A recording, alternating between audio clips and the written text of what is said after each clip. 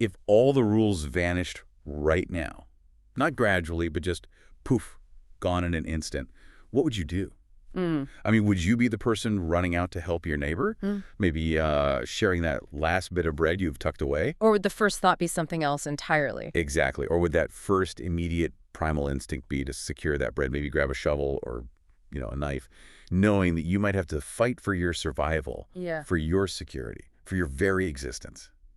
That thought experiment, it immediately strips away the veneer of civilization, doesn't it? It forces us to confront that really foundational question about human nature. Yeah. Are we inherently cooperative and good, only corrupted by bad systems? Or is that darkness, that self-preservation instinct, actually our default setting? That's it. That core discomfort is what led us to today's source material, the transcript of a really high-stakes, intense philosophical debate. Okay. And it's centered entirely on the nature of man. And a pretty challenging claim, too, that we are fundamentally hardwired for conflict and, well, for self-interest. Right. Our sources are wrestling with concepts that are primarily explored through German philosophy and psychology, specifically the nature of the Krieger or the warrior and the pure egoist, Okay. And the claim being made here is that these aren't learned behaviors. They're not character flaws. They're innate. They are part of our psychological standard equipment. And historically, they were absolutely necessary for survival. So this deep dive, it's really structured for you, the curious learner, to quickly grasp the intellectual foundation of this pessimism. Our mission is to unpack that core thesis, that human civilization is not some natural evolutionary endpoint. No, it's an imposed, almost brittle contract. Exactly, a contract designed explicitly to restrain the internal beast. And we are tracing this path through, survival instincts, glimpses of genetic theory, and the really powerful, enduring philosophies of Hobbes, Freud, and even Kant. We're going to explore why some thinkers believe that every single layer of our social structure, from the basic queue at the grocery store all the way up to international law, is just a sophisticated patch. A patch? Yeah, a patch applied to a brutal pre-existing operating system. So get ready, because understanding this view means understanding the constant tension that really defines modern life. Okay, let's jump straight into it then. The central, really provocative claim that forms the whole premise of this discussion, that man is born a warrior, a Krieger. Mm-hmm. The source argues that this constant struggle for life, this state of antagonism, is simply the nature of things. It is a highly aggressive and visceral starting point, but we have to understand their definition of warrior. Right. The proponent of this view isn't just limiting the concept to a soldier on a battlefield. They frame this warrior thesis as something perpetual, a systemic conflict that touches every single corner of society. So not just fighting over resources. No, it's necessary and it's continuous. We're talking about competition for scarce resources, of course, but also the more psychological battles. Like what? Well, the fight for social status, the struggle for attention, the inherent antagonism you find in, high-pressure economic wars, corporate takeovers, or even the subtle maneuvering in social circles. So the fundamental act of living requires constantly measuring yourself against others and fighting for some kind of advantage. Precisely. The environment may have changed from the primal jungle to the boardroom, but that underlying mechanism, that drive to secure resources and dominance, it remains exactly the same. The struggle is continuous. It's just that the instruments of war have changed. They've evolved from spears to spreadsheets, yeah. And it prevents us from just dismissing the idea by saying, well, I'm peaceful, I'm not a warrior. The source argues you are. You're just fighting non-physically. That distinction is so crucial. Yeah. But here's where the counter-argument immediately comes in, and this is where the discussion gets really sophisticated. It challenges the warrior with the concept of the player. Yes, the Spieler. The challenging response suggests that while that fighting instinct might be innate, the more dominant human expression is that man is born a player. Okay, so what's the difference? This perspective accepts that we have the wiring for conflict, but it argues that the real, deeper drive is the desire to win without needing to spill blood. So it's about channeling that aggressive, competitive energy into complex, structured systems. Exactly. Instead of fighting for the last piece of land, we bet on the stock market.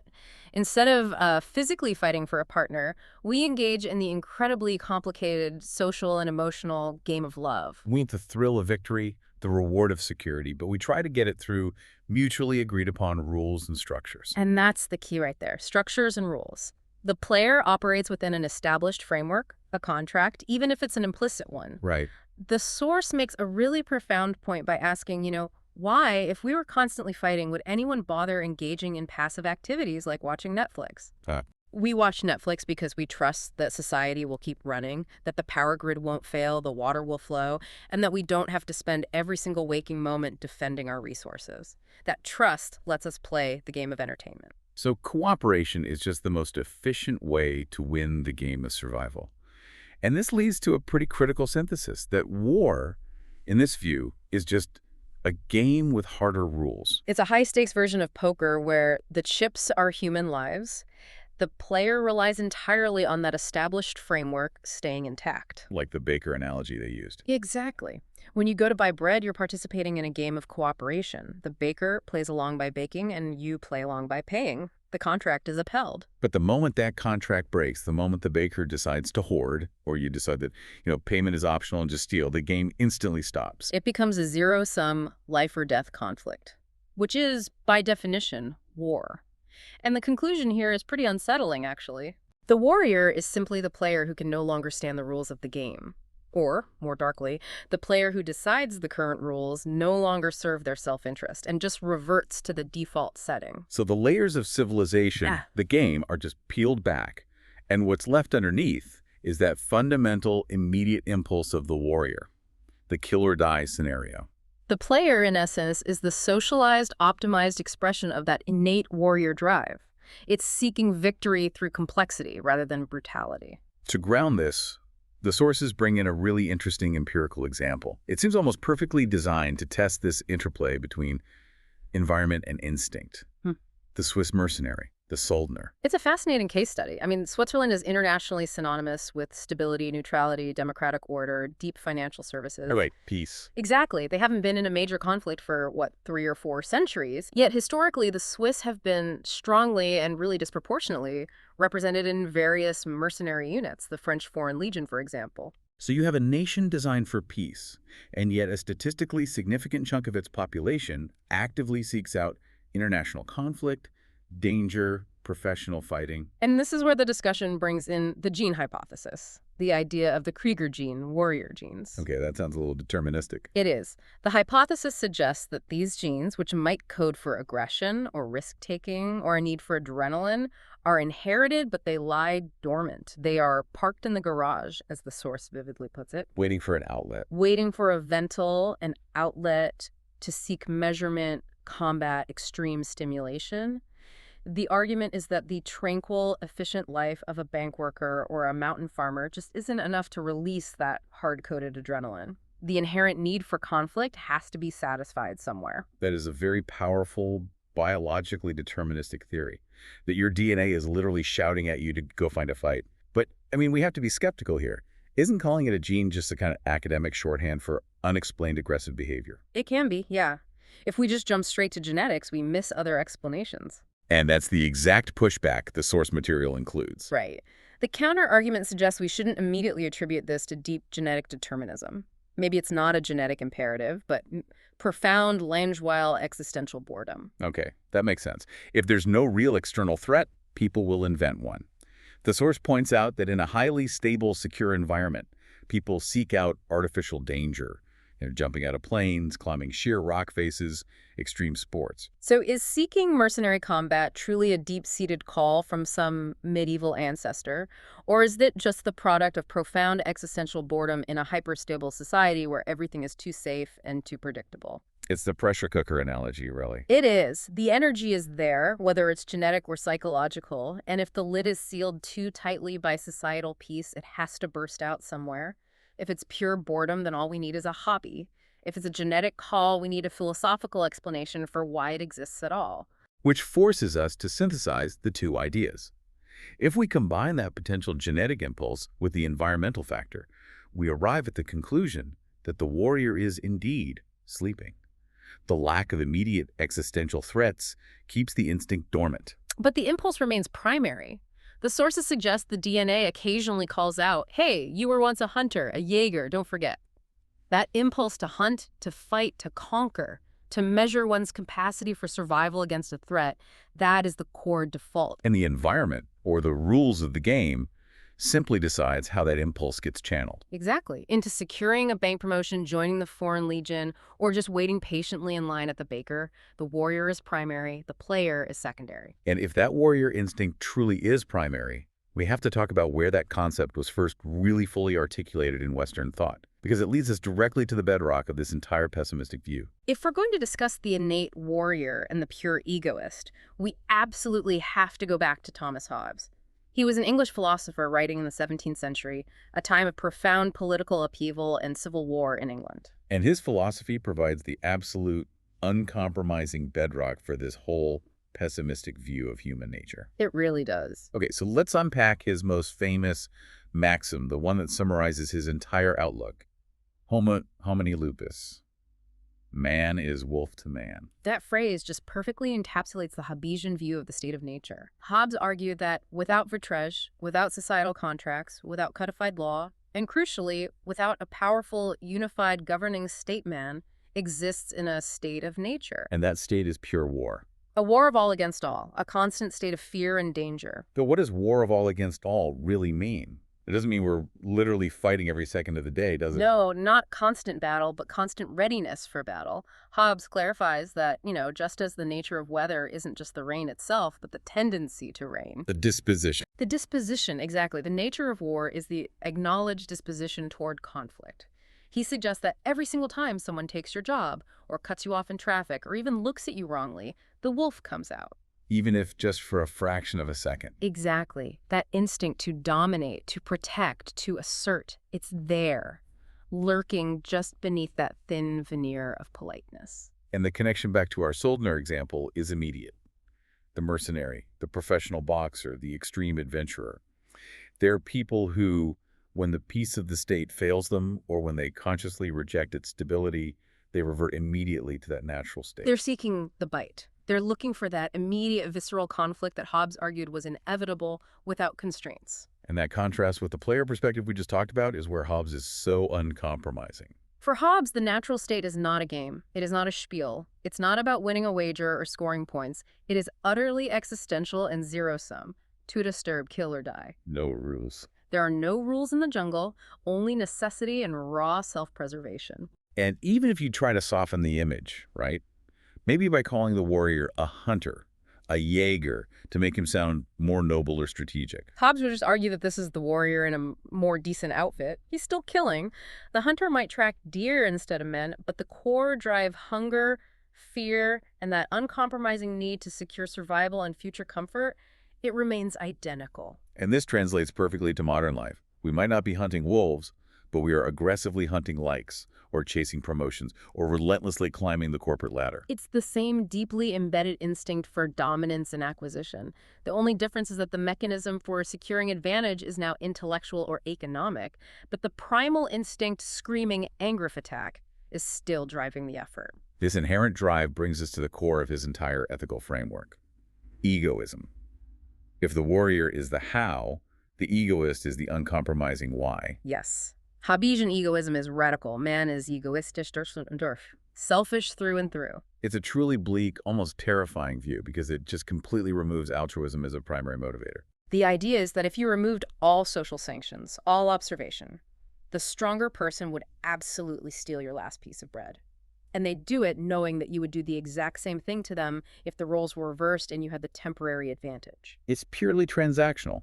It's not an adventure. It is simply nature. Nature. Without police, without enforceable law, without an established moral framework, all that exists is the individual, their hunger, and their physical capacity to wield a knife, a messer, to secure what they need. It's an essentialist, non-negotiable view of human behavior.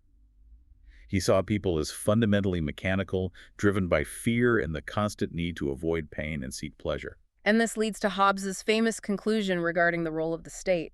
If humans are this fundamentally selfish and aggressive, how do we ever achieve a stable society? Hobbes concludes that we need a strong, powerful, and often authoritarian state, his famed Leviathan, to hold us back. By the neck. By the neck, to prevent that mutual, ceaseless consumption. The state doesn't make us moral or inherently good. It simply makes us too afraid of the consequences to act on our inherent immorality. Civilization in this view is purely fear-based deterrence. The fear of punishment must always outweigh the potential gain of the selfish act. If the punishment system is weak, the Leviathan fails, and the wolf returns immediately. Think about any society that has seen a sudden, temporary vacuum of power looting, violence, immediate self-interest dominate. That is the Hobbesian prediction fulfilled. Absolutely. But the philosophical discussion in the sources doesn't just let Hobbes off that easily. They immediately launch into a crucial debate. Is egoism pure nature, something we're born with, or is it Gewohnheit, a habit that can potentially be trained away? And Hobbes is relentlessly pessimistic. He insists egoism is not something we develop. It is constant until death. It can only be domesticated or trained, like a dog that won't bite while its owner is watching. As soon as the owner leaves the room, the instinct returns. He doesn't believe that we spiritually or ethically evolved past it, only that we suppress it through environmental controls. And the practical difference this makes is immense. If Hobbes is right, society is essentially a high-tech prison, where the prisoners, the citizens, are merely deterred by fear.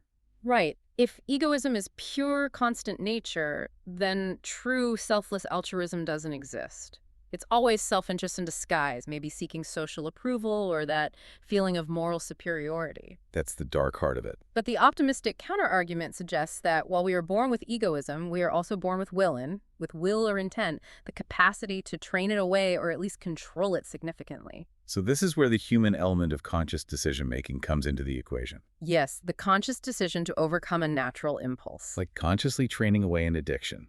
Nicotine addiction is a powerful impulse, a physical and psychological driver, but humans have the capacity to use their will to suppress and overcome it. The source suggests that we are born with the egoist, but we are also born with the will, which acts as the anti-egoist muscle. And that muscle needs constant training to keep the egoist in check. The problem, according to this view, is that most people just never train that will muscle effectively. Exactly. They rely entirely on external mechanisms, the police, the state, social contracts, to manage their behavior, which, just confirms Hobbes's worst fears. But what happens when that external mechanism fails? Or when we strip away all external constraints and all training, we find ourselves right back in the natural state, which the sources describe using a powerful psychological metaphor. Okay, so let's consolidate this natural human state based on this pessimistic philosophical foundation. The human being is born, according to the sources, as a complete self-contained survival package. Okay. They are the Ausfresser, the scavenger or eater, the Kampf machine, the fighting machine, and the pure egoist. These elements are inherent and, crucially, inseparable. Because they all serve the same singular purpose. Immediate self-preservation. The scavenger must eat. The egoist demands that the food is theirs, and the fighting machine ensures that nobody takes it away. It's a beautifully cohesive, if brutal, survival program. And the egoist, the source insists, never truly dies. He slumberts nur. He only slumbers. And we've seen him wake up dramatically in modern history. The question is, when does that domestic veneer crack? During a crisis. During a crisis, precisely when the Leviathan, the state, and its contracts temporarily fails. Think of any recent major disaster, severe food shortage, or, those early days of the pandemic when shelves emptied. Right, the toilet paper crisis. Yeah. That was pure textbook Hobbesian egoism, wasn't it? Absolutely. The contract of shared resources and trust was suspended, and the primal egoist woke up shouting, "Mine, mine." That moment of sudden scarcity immediately breaks the player's rules and reverts the system to the warrior's necessity. And the sources highlight that this phenomenon goes beyond just hunger or scarcity. It introduces a really fascinating psychological layer, one that elevates the egoist beyond simple acquisition. The concept of the egoist as God. As God. Which is deeply metaphorical, not theological. Entirely. Explain this connection. How does self-interest tie into a God complex? The premise is that the egoist, deep down, secretly believes he is God, or at least the center of the world, whose desires and needs supersede all others. Okay. When society is stable, this manifests as everyday arrogance, self-absorption, main character syndrome. But in a state of pure anarchy, like the American Wilder Weston, The Wild West. during its least structured period, this belief becomes a dangerous reality. In that chaos, the warrior fights, the egoist takes, and the God says, I create the world. Everyone becomes their own ultimate judge, their own law, their own king. The psychological drive isn't just to survive, it's to impose one's will and perspective onto reality, to feel existentially central. And the danger of anarchy is precisely this vanishing of the crown, the symbol of legitimate external authority. Since the human ego needs that illusion of centrality, that feeling of being a sovereign entity, everyone must immediately scramble to build their own crown. Or, more likely, smash everyone else's crown to seize its materials. Right, so the fighter is driven not just by fear or hunger, but by this need for existential dominance. The egoist is not just the person who takes. He is the person who demands to be the king in the self-created anarchy. He is the fighter with a crown. And the drive for dominance is so strong because it's a form of self-affirmation in a brutal universe. The sources argue this need for centrality, this God complex, is an outgrowth of the sheer focus required for primal survival. If you are not completely focused on yourself, your needs, and your defense, you die. The world must revolve around you if you are to successfully navigate the constant threats of the natural state. To truly test this core thesis, and to avoid modern psychological interpretations, the sources make a crucial pivot toward the absolute origin of humanity. The Urmensch. The primal man. We have to look at humanity in the jungle before fire, before language, before any societal structure existed. This is the definitive philosophical test of the thesis. In this state of absolute origin, instinct is the only rule. Survival is the only metric. There's no time for abstract reasoning or debate or moral calculus. You are vulnerable, afraid, and hungry 24 hours a day. And in this state, the egoist instinct is paramount. My stone, my fire, my meat. The warrior instinct doesn't politely ask for resources. It enforces that claim immediately, decisively, and brutally. If a rival tribe or even a rival family member threatens your meager resources, you must strike first. Any hesitation is death. Any hesitation is death. The conclusion, when you view it through the lens of the primal man, is unavoidable. Egoism and the warrior instinct are not separable. They are the same survival program, the same Standardausstattung, The standard equipment. the essential default equipment every human inherits. The Urmensch was necessarily an egoistic fighter because any other setting meant immediate biological failure. This reframes our entire modern discussion. Our current morality, our cooperation, our complex rules, these are not the natural state of humanity. They're highly sophisticated modifications, patches applied over thousands of years to that original, necessary, and brutal operating system. The warrior egoist package is the historical and psychological default. So the challenge for philosophers in civilized society is not to invent goodness, but to manage and redirect a very powerful, dangerous, and essential force. And if the default setting is the wolf, how does the highest expression of human thought philosophy attempt to tame it? Okay, so we've established Hobbes as the king of philosophical pessimism. But the sources bring in other major thinkers who either support this view of primal instinct or offer a concrete strategy for managing it.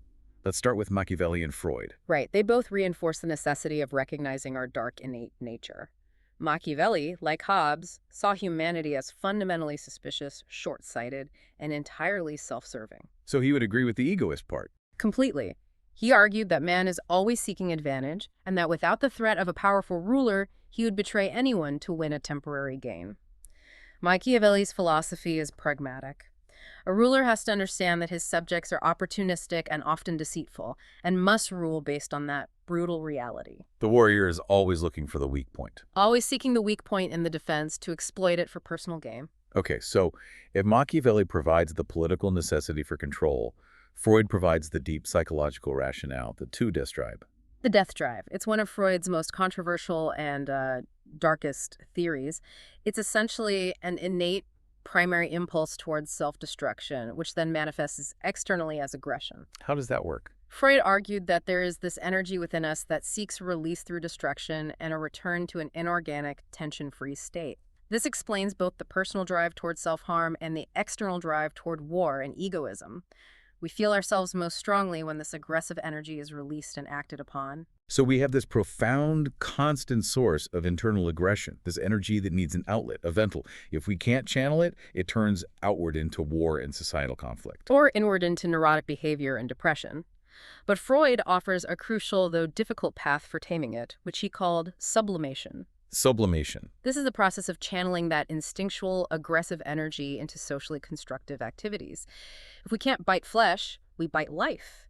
You shift the aggression from physical combat to a struggle for meaning, for artistic creation, for scientific discovery, or for competitive sports. The energy is the same, just redirected. The target is redirected, and this concept of redirection frames the philosophical struggle perfectly.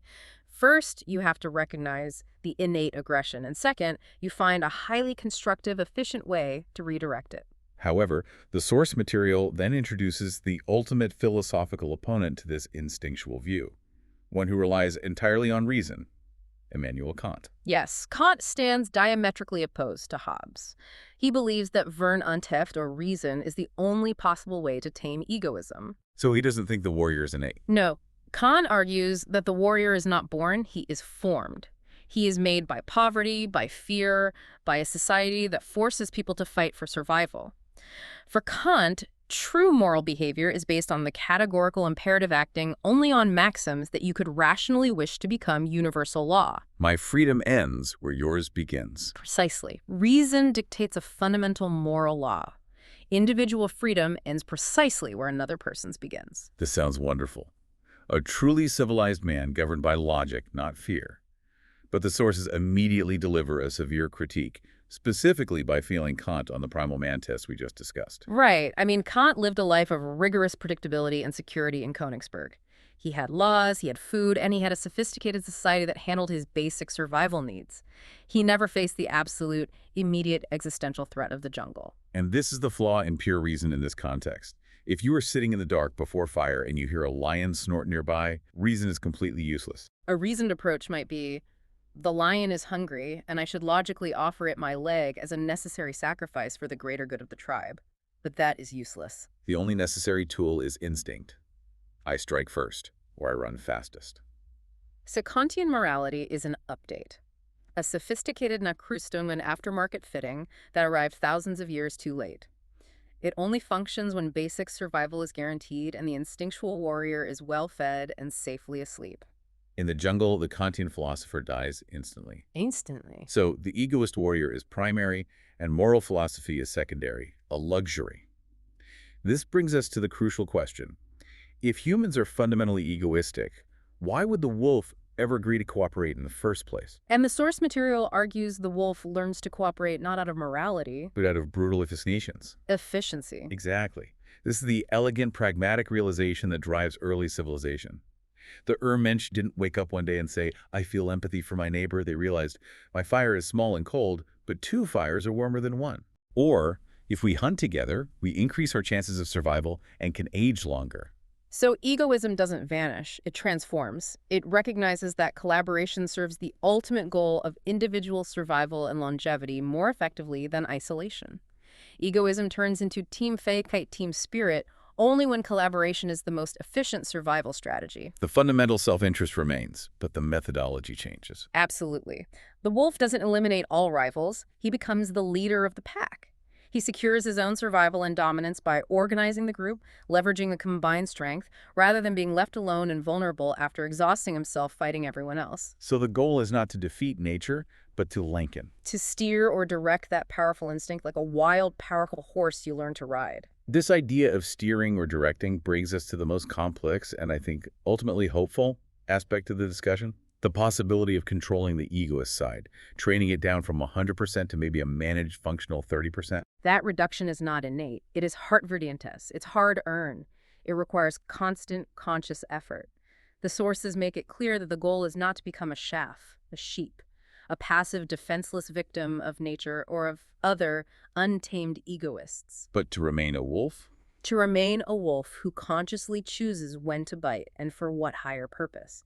You remain powerful, capable of aggression and self-defense, but you are selective in the application of that power.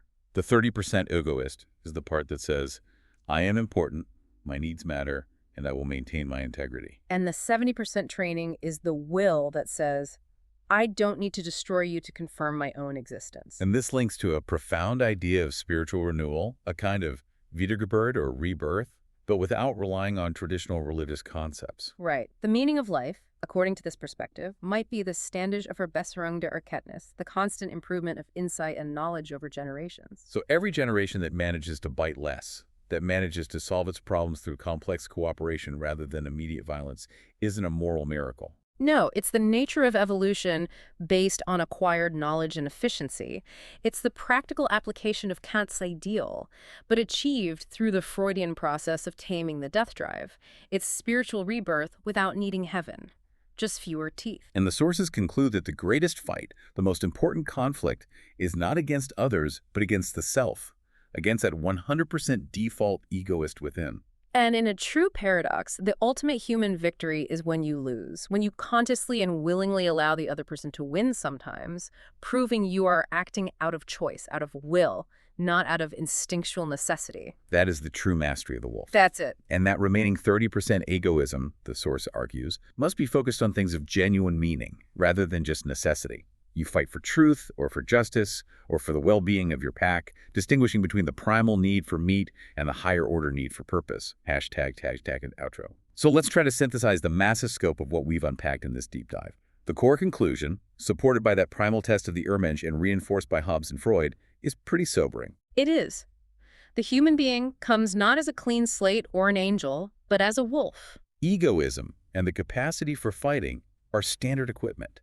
They were necessary for primal survival.